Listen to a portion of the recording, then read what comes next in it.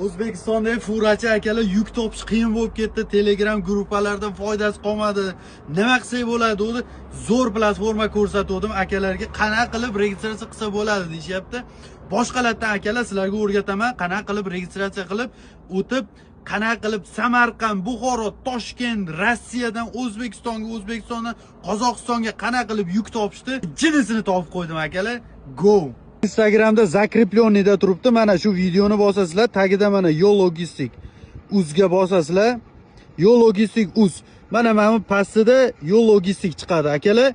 Kirasizlar. Mana Samarqand, Farg'ona, Navoiy, Surxondaryo, Buxoro, Toshkent, xullas xohlagan joylaringga yuk topsalaring bo'ladi akalar. Bu platforma ishonchli, 100% ishonchli. Ishonchiligi uchun men hattoki mana shu Yevropadan turib O'zbekistonda yuk kutib o'tirgan akalarga yuk topib berdim, o'rtalarga yuk topib berdim. Kirib registratsiya qilib olinglar akalar. Ism, familiya, telefon nomer yetadi aka. Kirib faqat bosa-bos qiynalib o'tirib, staykada kutib o'tirish yo'q.